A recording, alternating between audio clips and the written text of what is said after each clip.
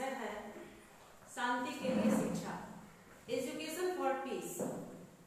इसमें दो चीज होता है एक साथ, टॉपिक आता है हमेशा peace education, education for peace. Peace education जो होता है उसका सिलेबस बनता है जिसमें कुछ टॉपिक रहते हैं जो बच्चों को पढ़ने के लिए दिया जाता है। और एजुकेशन फॉर पीस मतलब जो शिक्षा हम बच्चों को देते हैं या हम जो काम करते हैं उसमें शांति रहनी आवश्यक है। तो शांति ऐसा शब्द है जो हम लोगों को कक्षा में भी जब थोड़ा उद्दंडता होती है बच्चों के बीच में तो बोलने के लिए आते हैं दीदी जी बहुत हल्ला हो रहा है, बहुत शांत होना है। कोई बीमारी हो जाती है किसी को, बहुत मन अशांत है, क्यों? क्योंकि बीमार हो गए हैं। ऐसी बीमारी है जिसको डॉक्टर पकड़ नहीं पा रहा है, अशांति। शांति तभी मिलती है जब हम डॉक्टर के पास जाते हैं, विभिन्न प्रकार का हमारा चेकअप होता है, डॉक्टर दवा लिखते हैं और हम ठीक होते हैं, तभी हमें शांति मिलती है। शांति ऐसा शब्द है जिसकी तलाश सबको है। जो अशांति फैलाने वाले हैं उनको भी लगता है कि मुझे शांति मिले। हमेशा शांति की तलाश में सब लोग लगे रहते हैं। शांति क्या है?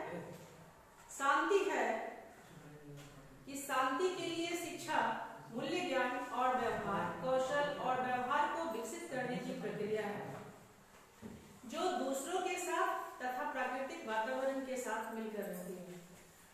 डॉक्टर सर्वपल्ली राधाकृष्णन के अनुसार शांति का अर्थ है दूसरों के प्रति सद्भाव और उन लोगों से समझौता जो धर्म की दृष्टि से भिन्न है, जिनकी उपासना हमसे भिन्न है, नहीं करना है, फिर भी हमें सबों की भावनाओं का कद्र करना है। यही सद्भावना है, यही शांति है। महात्मा गांधी कहते हैं हमें शांति आवश्यक है जिंदगी को सुचारू ढंग से चलाने के लिए, और शांति की शिक्षा सर्वप्रथम बच्चों के द्वारा ही शुरू करनी होगी, क्योंकि आज का वातावरण जो है बहुत ही आदमी को के विचारों को उद्वेलित करने वाला है। विभिन्न प्रकार की अशांति है, किसी को धन की अशांति है, किसी को विद्या की अशांति है, किसी को पता नहीं मेरा फ्यूचर सिक्योर होगा कि नहीं होगा, इसकी अशांति है। विभिन्न प्रकार की अशांति है। देखिए शांति की बात करते हैं तो एजुकेशन में कैसे हम लोग पीस को डालें, मतलब शिक्षा में शांति कैसे डालें। देखिए शिक्षा में अब समय, हमारा जो समय है अभी, सामाजिक समय हो या देश का हो, भौगोलिक हो, राजनीतिक हो, शैक्षिक हो, जो भी हो, वह समय अब करवट ले रहा है। जैसे पहले हम लोग इस तरह की हाउस ट्रेनिंग में कभी नहीं आते थे, लेकिन अब आना पड़ रहा है। हम लोग सीबीएसई का कोई ट्रेनिंग वैसा नहीं करते थे, लेकिन सीबीएसई को अब ये फील हो रहा है कि सबको ट्रेंड किया जाए। तो कोई कितना भी ट्रेंड है उसको सीबीएसई का ट्रेनिंग करना है, इन हाउस का ट्रेनिंग देना है, चाहे मतलब ये जो है करवट ले रहा है वातावरण, शैक्षिक वातावरण जो है करवट ले रहा है, इस वजह से ये सब आवश्यक होता है। इसलिए विद्यालयी शिक्षा के एक परिदृश्य के तौर पर शांति के लिए सरोकार अंतर्निहित हो, ऐसा सोचने का समय आ गया है। डेनियल वेबस्टर ने बताया है शिक्षा का मकसद ज्ञान का प्रसार भर नहीं है। शिक्षा का अर्थ बहुत व्यापक है जितना ज्ञान का नहीं है। ज्ञान विभिन्न प्रकार का हो सकता है, अध्यात्म का हो, किसी विषय का हो, पृथ्वी का हो, अंतरिक्ष, ज्योतिष, किसी का भी हो। लेकिन ज्ञान या शिक्षा सार्थक वही होती है जहाँ भावनाएं अनुशासित हों, मनोभाव संतुलित हों, शुद्ध और हितकारी हों और शुद्ध लक्ष्यों से परिपूर्ण हों, तथा किसी भी प्रकार की परिस्थिति में विशुद्ध नैतिकता कायम रखी जा सके। शांति के लिए शिक्षा में हम शांति की बात जिस रूप में कर रहे हैं उस रूप में वह शिक्षा को गढ़ने, संवारने वाली दृष्टि बनकर उभरती है। यह शिक्षा के आदान प्रदान की प्रक्रिया में आने वाले एक युगांतकारी परिवर्तन का संकेत है। शांति के लिए शिक्षा जीवन के लिए शिक्षा है और वह जीविका के प्रशिक्षण मात्र नहीं है। उसका मकसद है लोगों को ऐसे मूल्यों, कौशलों और अभिवृत्तियों से लैस करना जिससे उन्हें दूसरों के साथ सौहार्दपूर्ण व्यवहार रखने वाले पूर्ण व्यक्तित्व और उत्तरदायी नागरिक बनने में मदद मिले। इसी से संबंधित मैं आपको एक छोटी सी कहानी सुनाती हूँ। किसी समय एक अमीर चंद नाम के सेठ थे। जैसा कि नाम से प्रतीत होता है, अमीर चंद बहुत अमीर थे। उनके पास अकुत धन संपदा थी। इतनी धन संपदा के बावजूद उन्हें शांति नहीं मिल पाती थी। हर समय वो परेशान रहते थे। कोई भी काम करे, वो धन का काम करे, मन का काम करे, योग प्राणायाम आसन करे, लेकिन वो हमेशा परेशान ही रहते थे। जैसा कि हमारा सामाजिक स्थिति है, लोग उनका बहुत मजाक भी उड़ाते थे कि सबके बदले धन संपदा जब अपने पास रख लिया है और हमेशा मैं परेशान हूँ ऐसा दिखाते रहता है। लेकिन अब बेचारे परेशान थे तो क्या करते। तो एक दिन घर से निकल पड़े और घूमते घूमते एक आश्रम के नजदीक पहुंचे। तत्कालीन समय में आश्रम जंगलों के बीच, वनों के बीच, नगरों से दूर एकांत जगह में बना रहता था, जो साधु लोग अपने रहने के लिए घास हो, फूस हो, लकड़ी हो, उससे बना करके रहते थे। तो उस आश्रम के नजदीक सेठ जी पहुंच गए। सेठ जी जब वहां पहुंचे तो महात्मा जी प्रवचन कर रहे थे। तो सेठ जी को महात्मा जी के प्रवचन की आवाज सुनाई पड़ी और वो वहां जाकर के बैठ गए। बहुत ध्यान से वो महात्मा जी के प्रवचन को सुनते रहे। सुनते सुनते सुनते वो वहीं पर खड़े हो गए, बैठ गए, धीरे धीरे करके बैठ गए। महात्मा जी प्रवचन कर रहे थे और वो वहां पर बैठे। सभी लोग, प्रवचन समाप्त हो गया, सभी लोग अपने अपने घरों की तरफ चल पड़े। महात्मा जी वहीं बैठे थे और सेठ जी को देखा कि वो भी वहीं पर बैठे हैं। तो महात्मा जी ने पूछा कि वत्स, तुम्हारी क्या परेशानी है? क्यों इतने उद्वेलित होकर के यहाँ पर परेशान होकर के बैठे हो? सेठ जी ने कहा कि महात्मा जी, मेरे पास किसी चीज की कमी नहीं है, मैं धन संपदा से परिपूर्ण हूँ, लेकिन मुझे शांति नहीं मिल रही है। महात्मा जी ने कहा कि अच्छी बात है, तुम्हारा मन शांत हो जाएगा, तुम भी शांत हो जाओगे। तुम यहाँ पर बैठ करके तुम्हें जो भी चीज अच्छा लगता है, धन संपदा, बेटा बेटी, जो भी चीज अच्छा लगता है, तुम बैठ करके उसका ध्यान करो।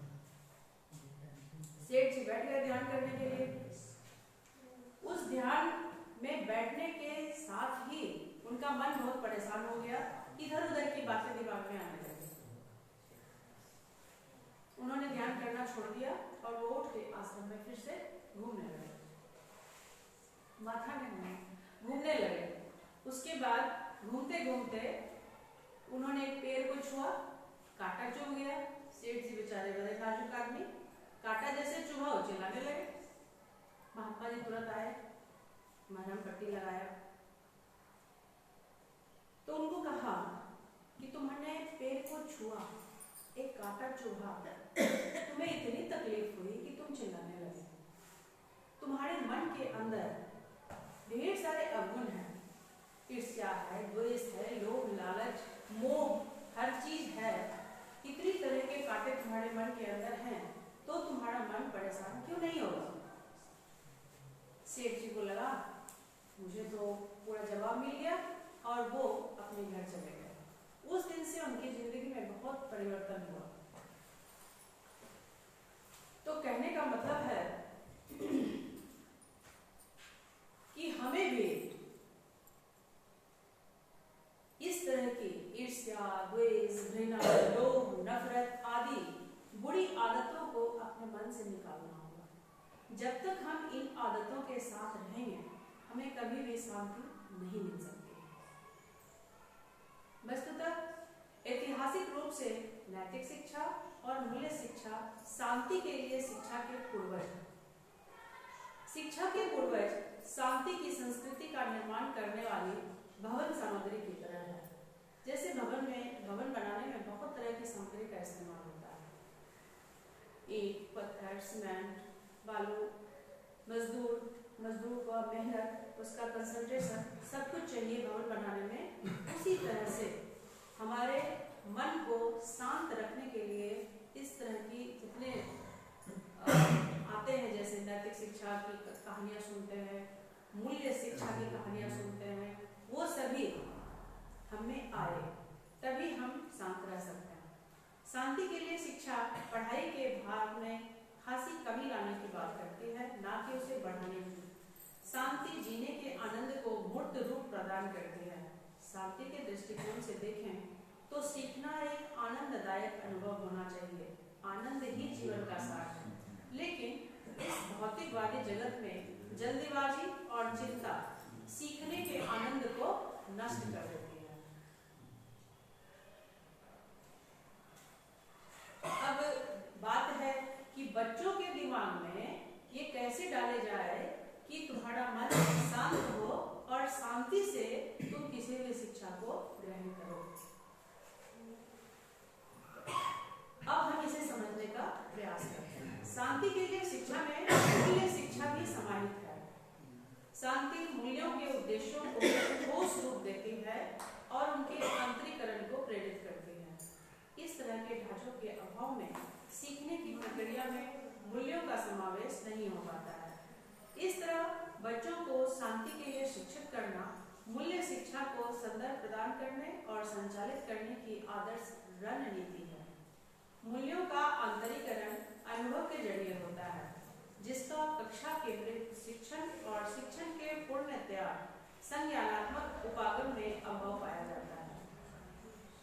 शांति के लिए शिक्षा सीखने की प्रक्रिया को क्लासरूम की सीमा से मुक्त करने और इसे खोज के आनंद से अनुप्राणित जागरूकता के उत्सव में बदलने की मांग करती है।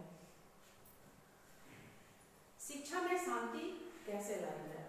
बच्चों के दिमाग में हमें इस बात को डालने का प्रयास करना चाहिए कि सबकी अर्थात सामने वाले की बातों को ध्यानपूर्वक सुने, जिससे सामने वाले को भी ये फील हो, महसूस हो कि हमारी बातों पर ध्यान दिया जा रहा है, उसे महत्व दिया जा रहा है और सुना जा रहा है। किसी की प्रतिकूल बातों को सुनकर आक्रामक न बने, अर्थात किसी को किसी प्रकार की हानि न पहुंचाएं, लोगों की मदद करें, तभी आप अच्छे स्टूडेंट, अच्छे बच्चे बन पाएंगे। लोगों के शुभकामना पाकर आप अपने मंजिल को प्राप्त कर पाएंगे। लेकिन होता यह है कि कालांश समाप्त न हो जाए, हमारा पाठ्यक्रम अधूरा न रह जाए। इस वजह से सभी शिक्षक अपने बच्चों में नैतिकता का पाठ को पूरा करने लगते हैं, जिससे पाठ पूरा करने की जल्दबाजी में जो पाठ के नजदीक पहुंचाने का जो नैतिकता होती है, नैतिकता समाप्त होने लगती है। वैसे भी आज हम स्थानीय, राष्ट्रीय, भूमंडलीय स्तर पर अभूतपूर्व हिंसा के युग में जी रहे हैं। यह एक गंभीर बिंदु है। विद्यालय जिन्हें शांति की पौधशाला बनना था, हिंसा भड़काने वाले केंद्र बनते जा रहे हैं। ये अपने विद्यालय की बात नहीं है, ये बड़े बड़े विद्यालयों की बात है। हाल ही की एक घटना है कि दिल्ली में एक बहुचर्चित कॉलेज का एक पुराना विद्यार्थी पटना में अपहरण गिरोह चलाता हुआ पकड़ा गया। इसके लिए विद्यालयी परिवर्तन व्यवस्था में आए बदलाव पर एक शहरी अध्यापक कहते हैं कि बच्चों के अंदर हिंसक प्रवृत्तियां बढ़ती जा रही है। उनके खेल, रुचियां, रिश्ते सभी हिंसक होते जा रहे हैं। इसके लिए उनके घर ही हिंसा को बढ़ावा देते हैं। इसी से संबंधित मैं एक छोटी कहानी सुनाती हूँ, जो कैसे एक बच्चा, बहुत अच्छा बच्चा होते हुए भी एक हिंसक तरह का बच्चा बन गया, एक हिंसक बच्चा बन गया। तो दक्षिण भारत की एक स्कूल की सफाई कर्मी है तुलसी अम्मा।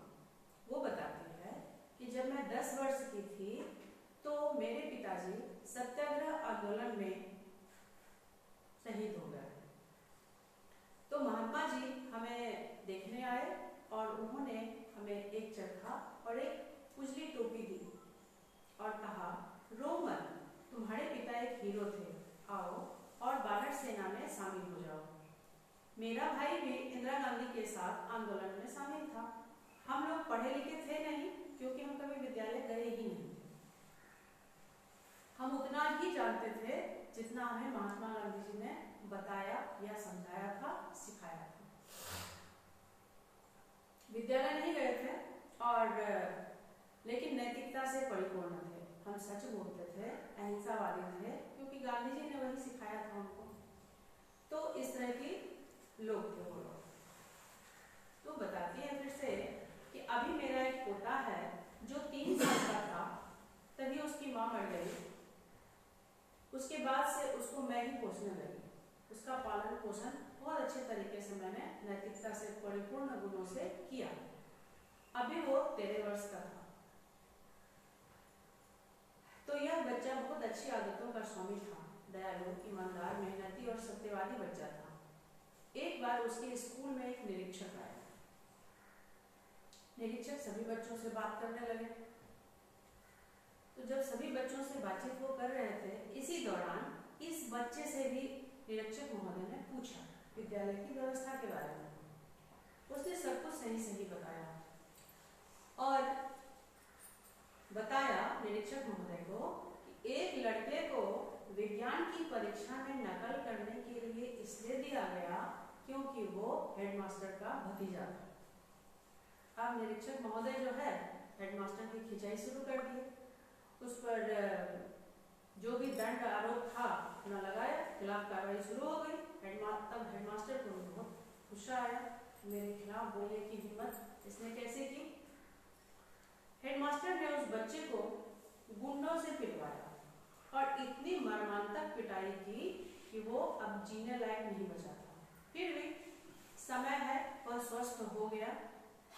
मैं पुलिस के पास गई, लेकिन कोई लाभ नहीं हुआ।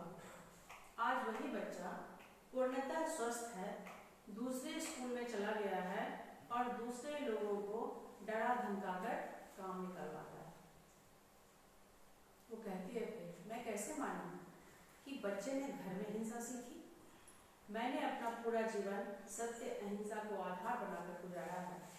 मैं कैसे चैन से दम तोड़ सकूंगी जब मेरा ही खून हिंसा में लिप्त हो। तो शांति कैसे कैसे आती है, उस पर क्या प्रोजेक्ट वगैरह बन सकते हैं, उसका एक आप वीडियो देखिए।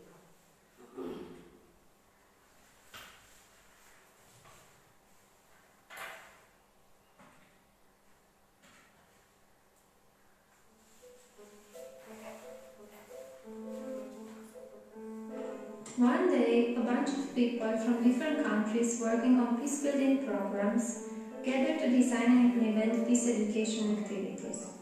During this time, they realized that everyone understands something different when talking about peace education projects. However, before we can start talking about peace education, we must first think of peace. What is peace? How does peace relate to conflict? Peace is not the absence nor the management of conflict, but rather the constructive prevention of conflict and promotion of human rights, equality, diversity, and compassion. Peace requires the employment of skills, values, attitudes that offer constructive alternatives to conflict. What is the connection between peace and education? It is very important, like all of us, to find a way and a match of these two words, and most importantly, to see how they can connect. If peace is something that can be learned, then it is the job of all of us to educate ourselves, to be peacemakers, peace builders, etc. This is the task of peace education, to transform the minds of all of us in order to build a peaceful world. Now, let's see how the peace education connotation has developed throughout time, from a baby to an adult. The history of peace education is arguably as old as human history, as cultures throughout the world have learned and then taught the next generation how to live peacefully with others. What is the history of peace education? Firstly, we will start with the modern period. Peace education scholar Jan Harris described this modern peace movement as the beginning in the 19th century Europe with many intellectual efforts to learn about violent conflicts evolving into socialist political thought and spreading to the United States and elsewhere before the World War I. Scholars then began to study war and started trying to educate the public about its dangers. More and more people tried to persuade each other and their governments to use mediation instead of war to solve international conflicts. Secondly, in the early 1900s, women became an especially active part of this modern peace education movement. At this time, peace educators began campaigning for social justice, arguing that poverty and inequality were causes of war. These campaigns were often led by women. Maria Montessori is one example of an influential middle 20th century theorist who found new connection between peace and education. She linked teaching methodology to peace building, hoping to help the next generation avoid the violence of authoritarianism. As a result, in this period, it is very important to keep in mind the two words that were spread around: poverty and inequality.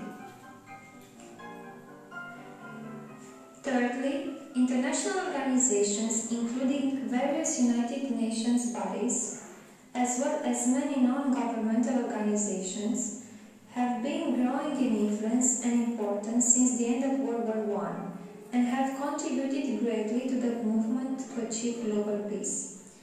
Although the League of Nations failed, the establishment of the United Nations achieved new levels of global cooperation, norms, and ideas.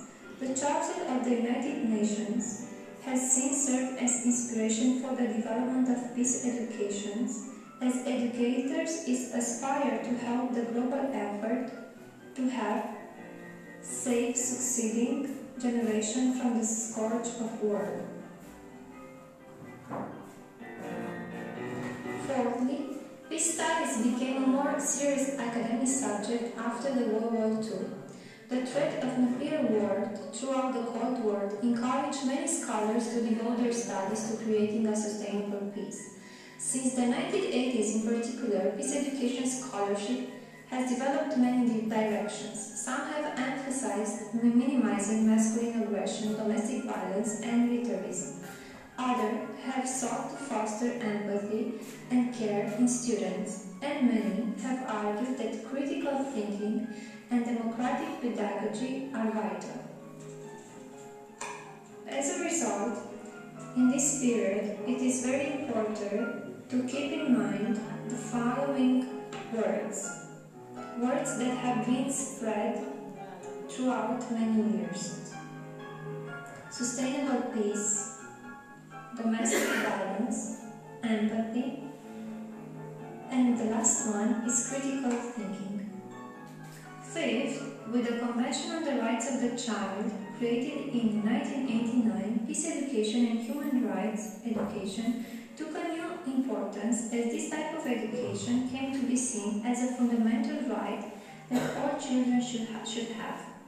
One of the most important scholars of UNICEF has written, "It is significant that the frames of the Convention on the Rights of the Child viewed the promotion of understanding, peace, and tolerance through education as a fundamental right of all children, not as an optional extracurricular activity."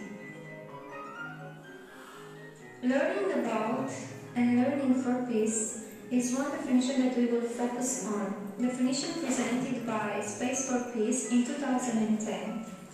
Learning about means obtaining knowledge and understanding of what contributes to peace, what damages it, what leads to war, what does peace mean at each level, what is my role in it, and how are the different levels connected. Learning for peace means learning the skills, attitudes, and values that one needs in order to contribute to peace and help maintain it. Learning to deal with conflicts without the recourse to violence, learning to think creatively, learning to apply the methods of active nonviolence, or learning to deal with cultural differences in a constructive way.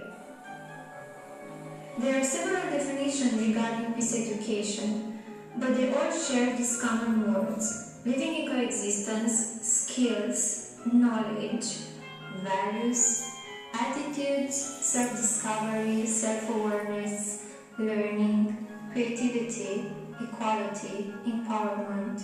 And most importantly, all these words are under the umbrella of do no harm approach. In peace education, there are several tools used according to society's needs, context, content, and target groups. In the end, there is one remaining question: what is peace for you?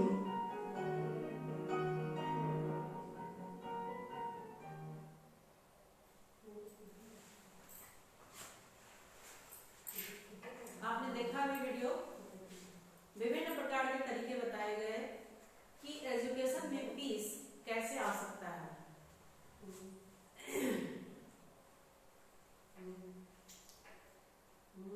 शांति के लिए शिक्षा को ऐसे ज्ञान, कौशल, अभिरुचि और मूल्यों का पोषण करना होता है जिनसे शांति की संस्कृति निर्मित होती है। गांधी जी शांति संबंधी धारणा के बारे में कुछ बातें बताते हैं।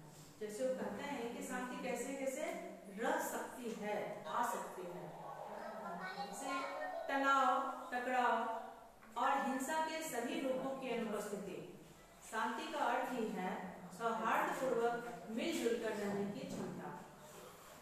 अहिंसक समाज व्यवस्था का निर्माण, यानी संरचनात्मक हिंसा से मुक्त समाज का निर्माण, सामाजिक, आर्थिक, सांस्कृतिक और राजनीतिक न्याय करने का कर्तव्य, शोषण और अन्याय के सभी रूपों की अनुपस्थिति, अंतर्राष्ट्रीय सहकारिता और सहयोग, पारिस्थितिकीय संतुलन और संरक्षण, मन की शांति या शांति का मनोआध्यात्मिक आयाम।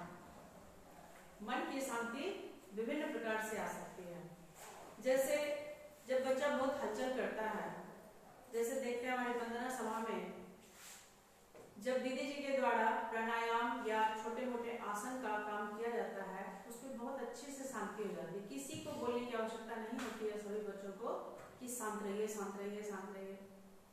आराम से, शांति से सब लोग प्राणायाम करते हैं। वंदना होती है, तो ऐसे भी अध्यात्म के द्वारा शांति देना है।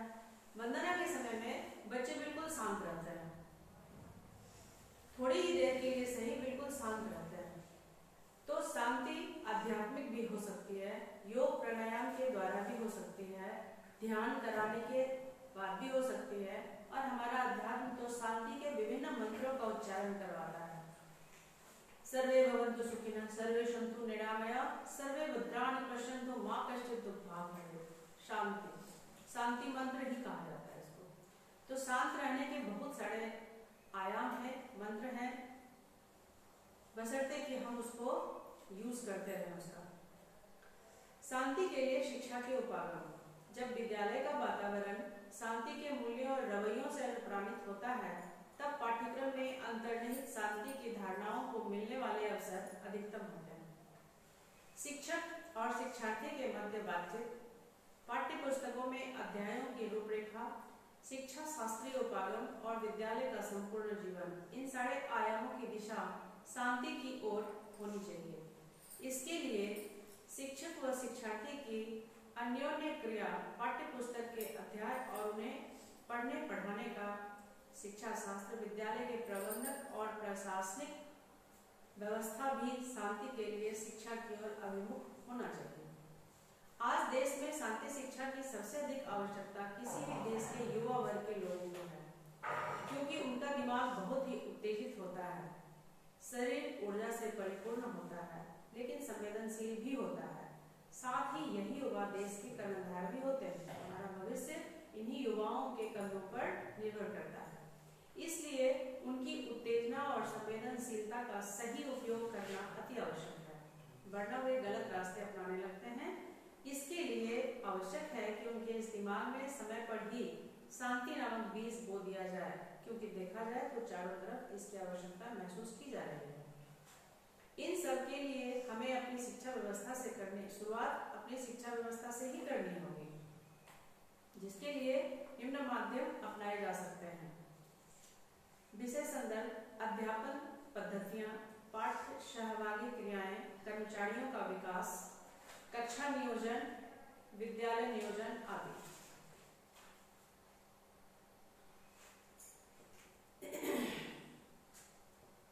अभी शिक्षा में शांति के अभाव के कारण बच्चे जो है आत्महत्या की प्रवृत्ति अपना रहे हैं। सोसाइटियल टेंडेंसीज इन स्टूडेंट्स, आए दिन हम लोग सुनते हैं कोटा में उस बच्चे ने फांसी लगा दी, इतने बच्चों ने आत्महत्या कर ली। हम लोग एक फिल्म देखे थे 3 इडियट, उसमें एक स्टूडेंट था इंजीनियरिंग का जिसने अपने पढ़ाई के अवसर पर एक यंत्र का निर्माण किया, जिसके द्वारा उस यंत्र को पकड़ के वो घूमता था। तो एक कैमरा लगा हुआ छोटा पंखा जैसा था जिसमें कि वो उड़ता था ऊपर, और वो ऊपर तक की कैमरा से फोटो लेने की क्षमता रखता था। जब उसने अपने हेड टीचर को दिखाया तो उसको बहुत बुरी तरह झिड़क दिया उन्होंने कि छोटे मोटे खिलौने बनाने के लिए तुम इंजीनियरिंग कॉलेज में एडमिशन लिए हो, इसी से इंजीनियर बनोगे। मतलब उसको प्रोत्साहन के बदले उसको बहुत ही हतोत्साहित किया गया, जिसके बल पर जिससे क्या हुआ, वो बहुत ही फ्रस्ट्रेट हो गया और उसने आत्महत्या कर ली। ये छोटे मोटे सीन हम लोग फिल्मों में देखते हैं। होता यही है कि बच्चे पढ़ने के लिए जाते हैं, वहाँ का कोर्स, वहाँ की भीड़, हर चीज के लिए तनाव देख करके उनका मन बहुत ही परेशान होने लगता है, क्योंकि बचपन से ही वो पढ़ रहे हैं यही सोच के हमें इंजीनियर बनना है, हमें एक अच्छा नागरिक तैयार होना है, ऐसा सोच के ना उनको कोई पढ़ाता है, ना आगे बढ़ाता है, ना वो खुद पढ़ते हैं, क्योंकि उनकी प्राथमिकता होती है कि हमें जल्दी से जल्दी इस तरह की डिग्री लेनी है जिससे कि हम ज्यादा से ज्यादा धन कमा सकें। मूल यही होता है। आवश्यक है, धन कमाना भी आवश्यक है, लेकिन इतना आवश्यक नहीं है कि इतना फ्रस्ट्रेट होके धन कमाया जाए। मन को उत्साहित करते कहा जाता है हमारे यहाँ कि मन के हारे हार है, मन के जीते जीत। आदमी को हमेशा मन से सबल रहना चाहिए, मन से मजबूत रहना चाहिए। तो छात्रों में आत्महत्या की प्रवृत्ति इसलिए बढ़ती है क्योंकि वो अपने शिक्षा के बोझ को उठा नहीं पाते हैं। Societal tendencies among students have gone up as they are born with parents' exception, academic expectation, अपेक्षाएं रखते हैं, गार्जियन अपेक्षाएं रखते हैं, अभिभावक अपेक्षाएं रखते हैं कि मैंने बच्चों को इतना पैसा दे करके पढ़ने के लिए भेजा है और बार बार फोन करके, मेल करके, सूचनाएं दे करके, अरे अच्छा से पढ़ता है ना, फेल तो नहीं करेगा, मेरा नाम नहीं लुटाएगा, मेरा पैसा बर्बाद नहीं करेगा। ये सारे जो बातें सुनता है स्टूडेंट, अपने घर परिवार से अलग होकर के जब वो जाता है, ऐसे ही बच्चा तनाव में रहता है, और इस तरह की बातों को बार बार सुनने से उसका मन बहुत अशांत हो जाता है। जो ठोस दिमाग के होते हैं वो बच्चे तो सफलता प्राप्त कर लेते हैं, लेकिन जो थोड़ा कमजोर दिमाग के बच्चे होते हैं उनके मन में लगता है कि ये कैसी शिक्षा प्रणाली है जिसमें इतना रेस है, नहीं पढ़ोगे तो पीछे रह जाओगे, नहीं पढ़ोगे तो फेल हो जाओगे, नहीं पढ़ोगे असफल हो जाओगे, इंजीनियर नहीं बन पाओगे, डॉक्टर नहीं बन पाओगे, फलाना ढिमका, जो भी बनने के लिए वो जाता है, वो नहीं बन पाता है। उसको लगता है कि अब मैं इसको नहीं कर सकूंगी, तो वो आत्महत्या का मार्ग अपनाने लगता है। बहुत समय ऐसा होता है, जबकि बच्चों में क्या होता है, ऊर्जा पैदा होती है, जैसे अभी मैंने बताया कि संवेदना से परिपूर्ण रहते हैं। हम लोगों को लगता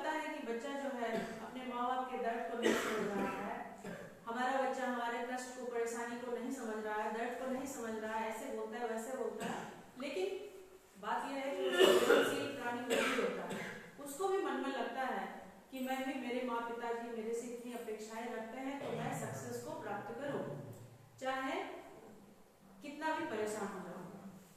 लेकिन माँ बाप यहाँ समझने में थोड़ी भूल कर देते हैं, जिससे कि उनको अपने बच्चों से हाथ धोना पड़ता है।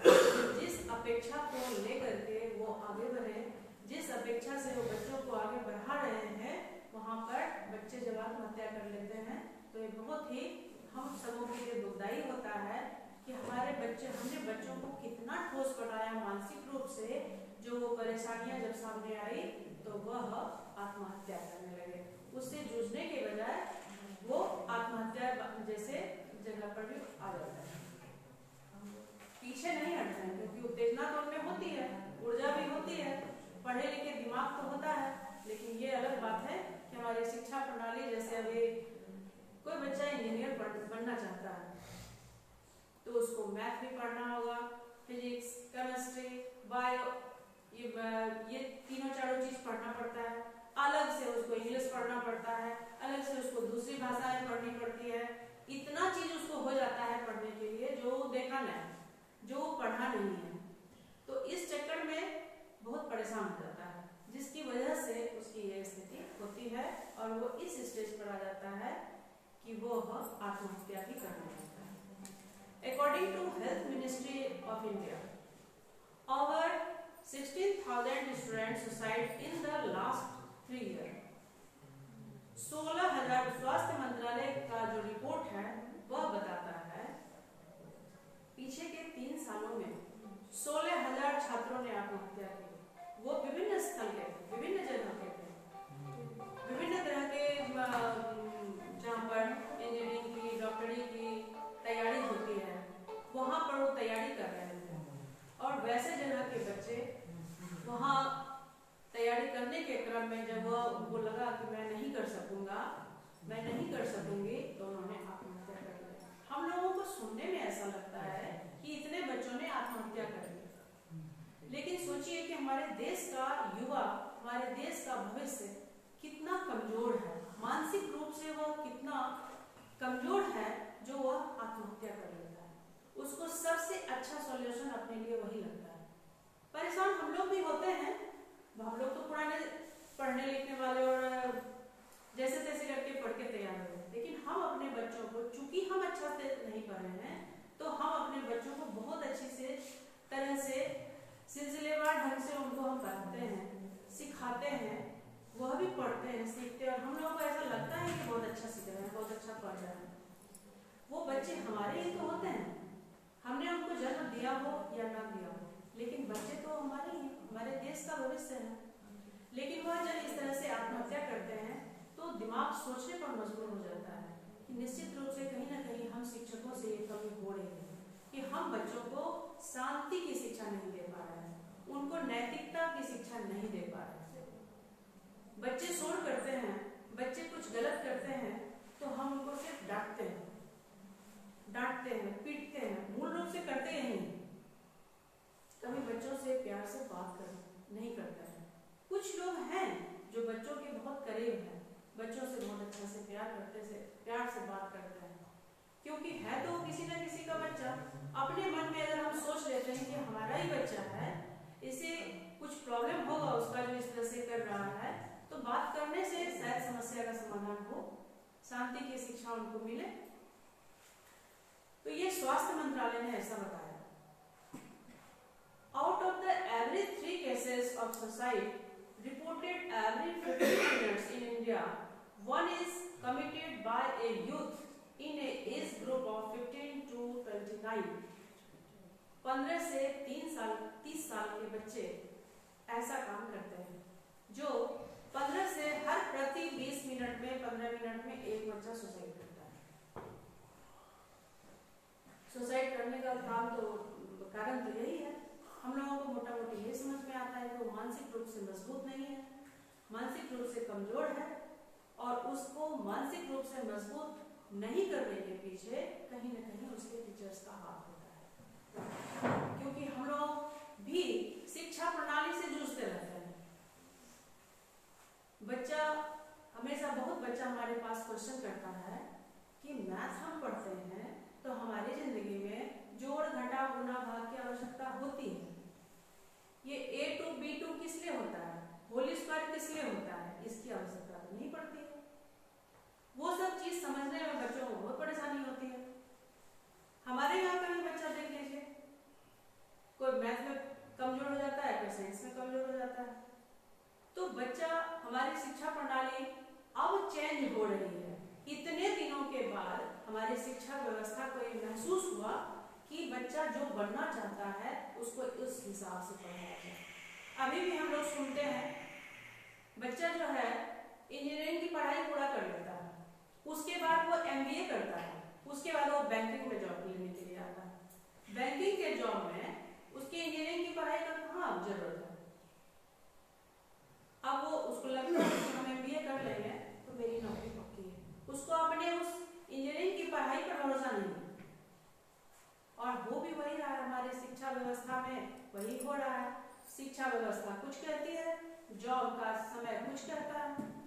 तो बच्चे जो है इस वजह से बहुत परेशान होते हैं, उनके दिमाग में यही हलचल मची रहती है, पता नहीं मेरा क्या होगा, पता नहीं मेरा क्या होगा। गार्जियन भी परेशान रहते हैं, बच्चे भी परेशान रहते हैं। उनको ये सोच के चलना चाहिए कि जो होगा अच्छा होगा। हमारे शिक्षक का सहयोग, अभिभावकों का सहयोग बच्चों को इस तरह के काम करने से रोक सकता है। अभी ये 15 से 30 साल के ही बच्चे नहीं, 12 से 18 साल के भी बच्चे सुसाइड कर रहे हैं। अभी जिनके खेलने खाने की उम्र है वो भी सुसाइड के रास्ते पर उतरे हुए हैं। ऐसा हेल्थ मिनिस्ट्री कहती है कि प्रति every 90 minutes a teenager try to commit suicide in India। हमारे भारत में ही, जो कि भारत शांति का दूत माना जाता है, वहां पर इस तरह का काम नहीं होना चाहिए था, लेकिन ऐसा हो रहा है कि छोटे बच्चे जो 12 से 18 के बीच में हैं वो भी सुसाइड का प्रयास करते हैं।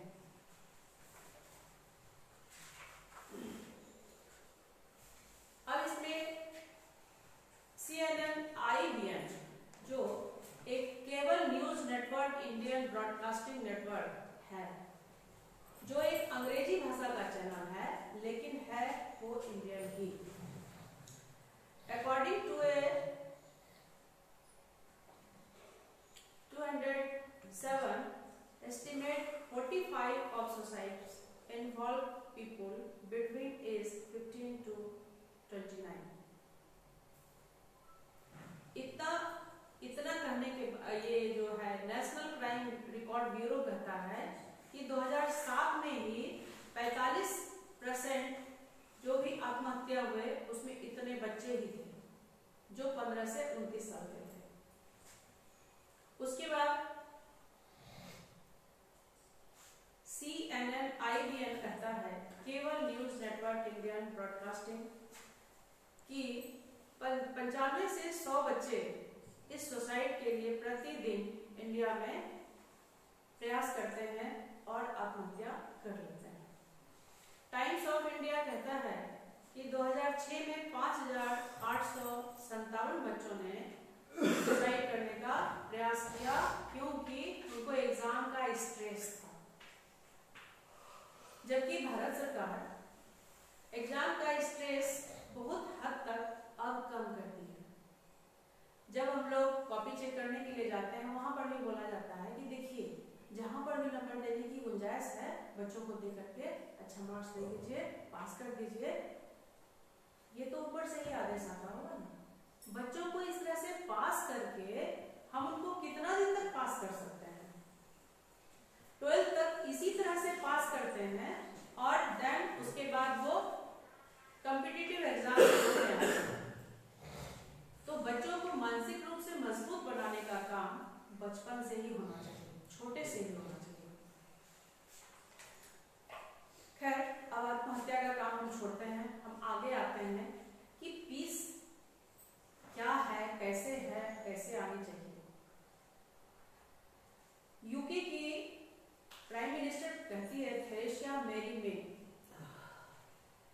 Piece is the behaviour that encourages harmony in the way people talk, listen and interact with each other and discourage action to hurt or destroy each other. शांति लोगों के द्वारा आपसी बातचीत करने का तरीका है जो किसी को बिना किसी प्रकार की हानि पहुंचाए लोगों को उत्साहित करना और उनकी बातों को ध्यानपूर्वक सुनाना ही तो है, जो शांति से सुना भी जा सकता है, वो कहा भी जा सकता है। The pillars of positive peace. सकारात्मक शांति के निम्न मजबूत स्तंभ हैं। वेल फंक्शनिंग गवर्नमेंट, एक अच्छी चलती हुई सरकार, जो अभी तो हमारे देश में है कि सरकार ऐसी होनी चाहिए जो बिना किसी भागम भाग के शिक्षा को अच्छी भली प्रकार से हमारे सामने दे, जिससे कि हम बच्चों को शांतिपूर्वक शिक्षित करें और उनको किसी प्रकार का माथे पर बोझ न दे। जो अभी हो रहा है आने वाले समय में हो भी जाएगा कि जो बच्चे जो बनना चाहते हैं वही बने, वैसी ही शिक्षा उनको मिले।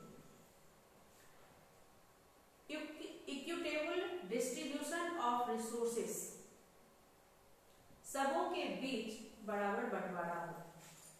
जैसे कक्षा में हम लोग के बच्चे आते हैं, बच्चों को ये फील ना हो कि मैं गरीब हूँ, वो अमीर है, उसको संसाधन ज्यादा है, मुझे संसाधन का अभाव है।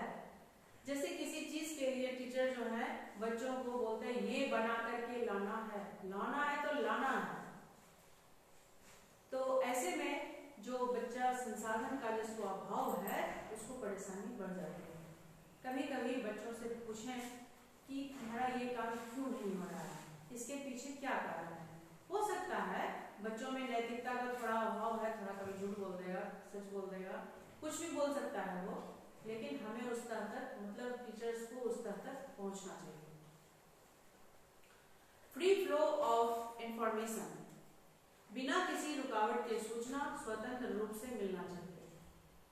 जैसे कभी कभी कुछ बच्चों को बहुत सूचना मिली रहती है और बहुत ज्यादा सभी बच्चों को सूचना नहीं मिलती है। किसी प्रकार की हो सकती है, विद्यालय की हो सकती है, सीबीएसई की हो सकती है, बिहार सरकार की हो सकती है, तो ये सूचना सबको बराबर रूप में मिलती है। गुड रिलेशन विथ नाइबर्स, पड़ोसियों के साथ हमारे संबंध अच्छे होने चाहिए। बच्चों के संबंध पड़ोसियों के साथ अच्छे होने चाहिए, जिससे कभी कोई उससे हम नहीं बात करते हैं, उससे हमारा पुराना रंजिश चल रहा है, वो यह समझता है, वह बोलता है, इस तरह की भावना मन में ना रहे। हम पड़ोसियों के साथ आत्मीयतापूर्ण व्यवहार, प्रेमपूर्ण व्यवहार बनाकर रखें। जहाँ पर नहीं है, जैसे हमारी विद्या भारती करती है कि परिवारों में अगर कहीं पर रंजिश चल रही है तो भी विद्यालय के आचार्य जाकर के उस परिवार की लड़ाई को समाप्त करने का काम करते हैं। तो उस प्रकार से जहां पर इस तरह की बात हो वहां आत्मीयता, प्रेम बढ़ा करके ही रखना चाहिए। High level of human capacity, लोगों के काम करने की क्षमता उच्च रखनी चाहिए। क्षमतावान व्यक्ति कुछ भी कर सकता है, जिसमें क्षमता का अभाव है उसको काम करने में बहुत परेशानी होती है। लो लेवल ऑफ करप्शन, भ्रष्टाचार, हमारे आसपास भ्रष्टाचार ना हो। अगर भ्रष्टाचार हो रहा है तो उसके खिलाफ हमें आवाज उठानी चाहिए, आवाज बुलंद करनी चाहिए, जिससे कि भ्रष्टाचार समाप्त हो। साउंड बिजनेस एनवायरनमेंट, व्यवसाय को फैलाने का वातावरण अच्छा और सौहार्दपूर्ण होना चाहिए। ये सभी पिलर्स हैं पीस को प्राप्त करने के। Peace is a multi dimensional aspect, वो विभिन्न विषयों में होती है। जैसे भाषा, भाषा के लिए कहते हैं, भाषा मतलब लैंग्वेज। भाषा का सबसे प्रमुख कार्य व्यक्ति को विश्व में शांति का एहसास कराना। कक्षा में विद्यार्थियों को भाषा के माध्यम से ही आपसी समस्याओं को सुलझाना, मूल्यों को आत्मसात करना तथा कक्षा में होने वाली विविध प्रकार की गतिविधियों को समझने का मौका मिलता है, जिससे विद्यार्थियों में भाषा कौशल, गंभीर विचार चिंतन कौशल तथा सामाजिक एकीकरण करने के कौशलों का अभ्यास करने का भी मौका प्रदान होता है। शांति शिक्षा को भाषा के माध्यम से एकीकरण करने से सांस्कृतिक एकता को भी बढ़ावा मिलता है। किसी भी प्रकार की सूचना देने का कार्य अधिक प्रभावशाली होता है तथा कई गंभीर समस्याओं को भाषा द्वारा आसानी से समझाया जा सकता है, जिसके निम्न उपाय हैं।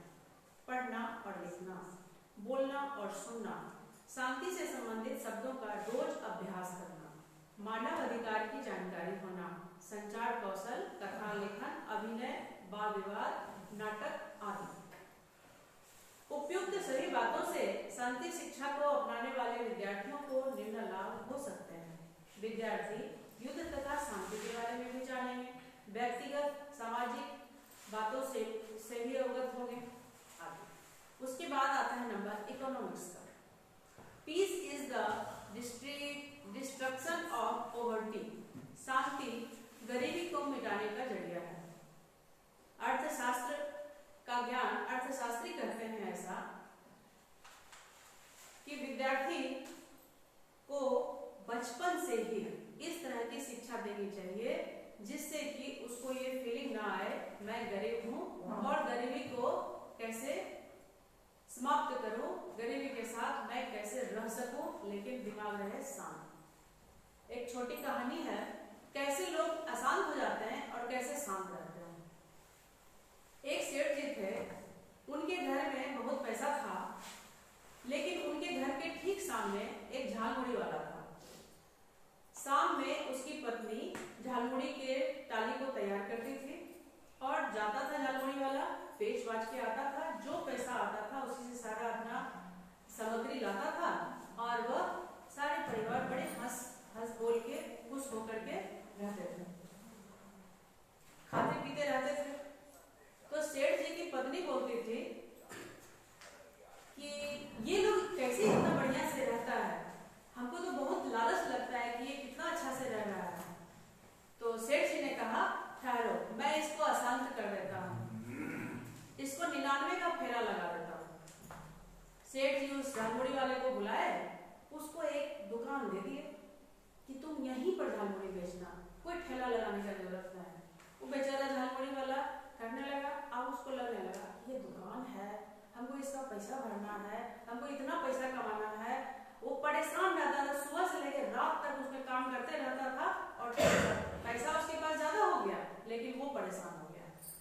तो उसके घर में वो हंसने की आवाज, साथ परिवार 100 परिवार साथ में बैठ करके खाने का जो सुख था, हंसी थी, खुशी थी, वो सब समाप्त हो गई। सेठ जी ने कहा देखा मैंने उसे आसान कर दिया, मैंने उसको कुछ नहीं किया, लेकिन वो परेशान हो गया, अशांत हो गया, मतलब अधिक धन पाने की लालसा उसके मन में जग गई। तो उसको कहा गया 99 का फेरा। ये फेरा ऐसा होता है कि आदमी हमेशा परेशान रहता है, इतना ये कर लेते, इतना पैसा आएगा, ये कर लेते। तो शांति जो है पैसे से खरीदी नहीं जा सकती है। उसके बाद है शांति से ही एक अच्छा लोकतंत्र स्थापित हो सकता है। एक अच्छी सरकार भी शांतिपूर्वक ही अच्छा से कार्य कर सकते हैं, जबकि पॉलिटिकल लीडर्स जो हैं शांत रहने न देते हैं न रहते हैं।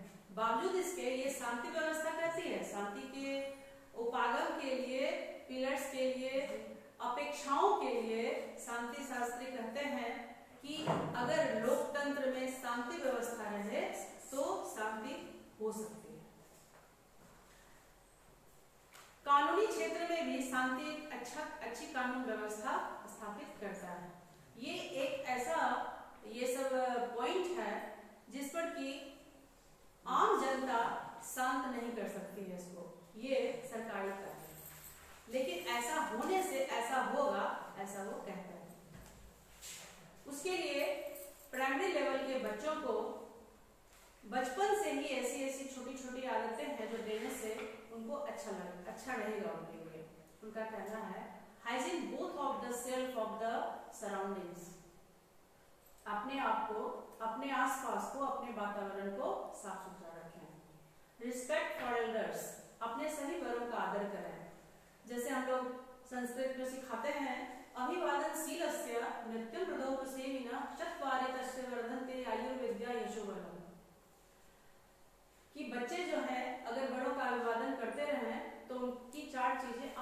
बढ़ जाती है। आयु, विद्या, यश और बल, इसलिए ये शिक्षा उनको अनिवार्य रूप से देना चाहिए। ऑनेस्टी, ईमानदारी, अपने कार्य को जो हम पढ़ते लिखते हैं, खेलते हैं, सब में ईमानदारी रखें तो वह शांत रहेंगे। अगर किसी को अशांत करना होता है तो पहले हमारा अपना मन ही अशांत हो जाता है। तो जब भी अशांत होता है मन, थोड़ी देर चुप रहे, पानी पिए, मौन हो करके अपने आप में सोचे कि मेरा मन इतना अशांत क्यों हुआ। बच्चों को भी ऐसी शिक्षा दे कि हमारा मन जिस बात से अशांत होता है उस बात पर हमें ध्यान नहीं देना चाहिए। लव, प्रेम, प्रकृति, हमारी प्रकृति हमसे इतना प्रेम करती है तो हमें भी अपने से, अपने आप से भी, अपने अड़ोस पड़ोस से, अपने आसपास रहने वालों से, सभी से प्रेम करना चाहिए। शेयरिंग एंड कोऑपरेशन, अपने सहयोग को, खुशी को सबके साथ शेयर करना चाहिए, सहयोग करना चाहिए, जिससे शांति व्यवस्था बन सकती है। टॉलरेंस, सहन शक्ति, सहन शक्ति की आवश्यकता सबको है। जो सहन शक्तिवान होते हैं वही शांत रह सकते हैं। रेगुलरिटी, नियमितता, नियमित स्कूल जाना, जो भी काम करते हैं, होमवर्क बनाना, स्कूल जाना, पढ़ना, लिखना, हर विषय को नियमित पढ़ना, तब शांति व्यवस्था रह सकती है, बच्चों में भी शांति रह सकती है। उसके बाद है अपर प्राइमरी, जो थोड़े बड़े बच्चे हो जाते हैं उनके लिए अंडरस्टैंड द वैल्यूज अंडरलाइन, लोकतंत्र का महत्व, उनके अंदर आने वाले उनके कर्तव्य, मौलिक अधिकार, उनकी जानकारी बच्चों में होनी चाहिए। इक्वलिटी, समानता, सभी बच्चे समान हैं, लड़के हों, लड़की हों, गरीब हों, अमीर हों, सब लोग समान हैं। जस्टिस, न्याय, न्याय करना, न्याय सीखना, न्याय के बारे में जानना। डिग्निटी, आत्मसम्मान, कभी भी अपने सेल्फ रिस्पेक्ट को छोड़ करके काम नहीं करना चाहिए। जहां लगता है ये बात बुरी है, ये लोग मेरा सम्मान नहीं कर रहे हैं या असम्मान का भाव ऐसा फील होता है तो वहां से परहेज करना चाहिए, तो मन शांत होता है। ह्यूमन राइट्स, मानवाधिकार, developing the skill for handling information, सूचना को सुचारू ढंग से फैलाने की क्षमता का विकास। थिंकिंग, क्रिएटिविटी, रचनात्मक चिंतन, कार्य के बारे में सीखना, सिखाना। सेल्फ डिसिप्लिन, आत्मानुशासन, कहा भी जाता है निष्पर शासन तब अनुशासन। इतने चीजें रहने के बाद छात्रों ways to infuse peace in students, छात्रों में शांति डालने के तरीके। छात्रों को कक्षा में नए नए तरीकों को सिखाना, पढ़ाना चाहिए, जिससे उनका इम्प्रूवमेंट लगातार होता रहे। बी ए रोल मॉडल, अपने आप को छात्रों का रोल मॉडल बनाए, बिना कि सुस्ता के, क्रोधित होके, झांझां करके कुछ बच्चों को बोलते रहना, उससे बच्चों में जो है शांति व्यवस्था नहीं आ सकती है, ना वो आपको अपना रोल मॉडल बना पाएंगे।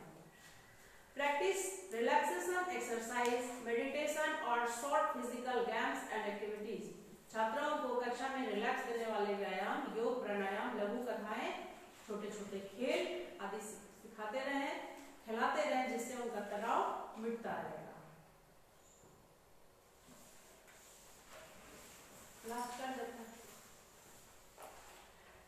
And this topic, let's talk about the conclusion.